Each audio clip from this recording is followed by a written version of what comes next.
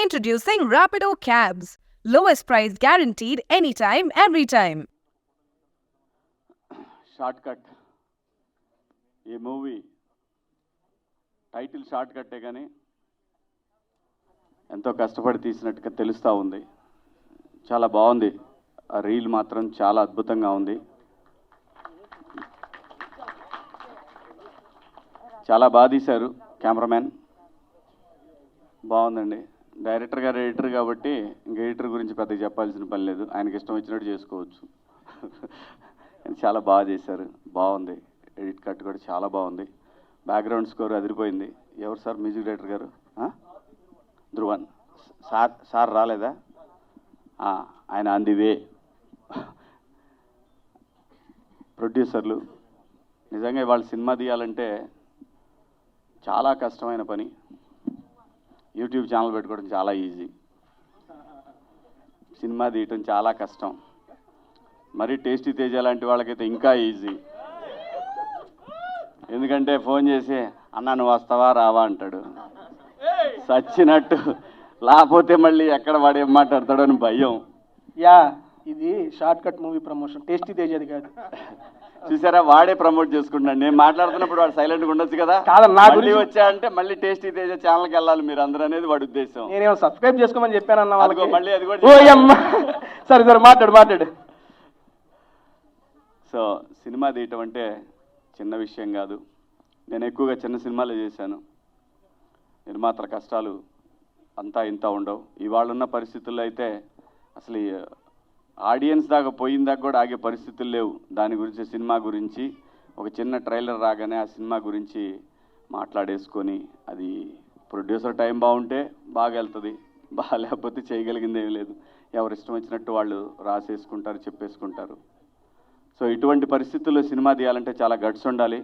నిర్మాతలకి నిజంగా కంగ్రాచులేషన్స్ అండి, all the best.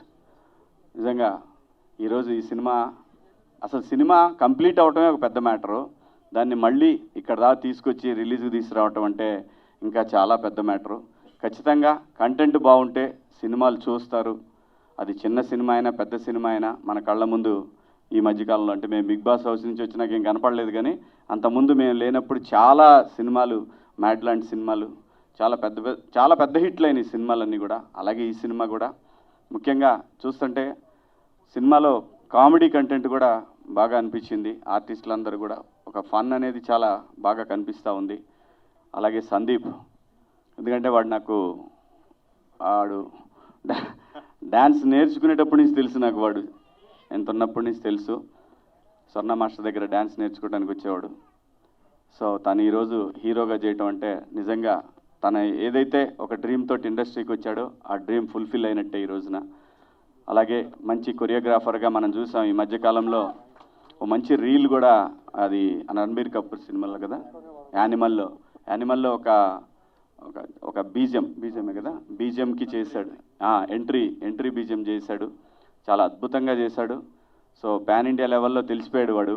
So కాబట్టి డెఫినెట్గా ఏ విధంగా అయినా సరే, ఒకటి ఆర్టిస్ట్ అయినా టెక్నీషియన్ అయినా ఎవరైనా ఇండస్ట్రీలో నిలదొక్కోవటం ముఖ్యం. ఆ తర్వాత మన కోరికలన్నీ తీర్చుకోవచ్చు. ఫస్ట్ నిలదొక్కోవాలి, పేరు రావాలి. ఆ తర్వాత మనం ఏ ఆట ఆడినా కూడా కష్టపడి ఆడితే ఖచ్చితంగా నిలబడతాం. దానికి ఎగ్జాంపుల్ ఈ రోజున సందీప్ మంచిగా అంత పెద్ద సినిమాలో, పాన్ ఇండియా సినిమాలో ఒక హీరోకి ఇంట్రడక్షన్ లాంటి ఒక బీజిఎం చేయటం అంటే తమాషా కాదు.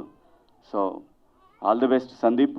డెఫినెట్గా కష్టపడతా ఉంటే, నిజాయితీగా ఉంటే మాత్రం ఎవరైనా సక్సెస్ అవుతారు లైఫ్లో. లైఫ్ని ఎక్కువ పెద్ద సీరియస్గా తీసుకోవద్దబ్బా, చాలా ఈజీగా తీసుకోండి. ఎవ్రీడే ఎంజాయ్ చేయండి. ఈ సినిమా ప్రొడ్యూసర్లు, డైరెక్టర్లు ఎంజాయ్ చేస్తూ డెఫినెట్గా రిలీజ్కి వెళ్ళండి.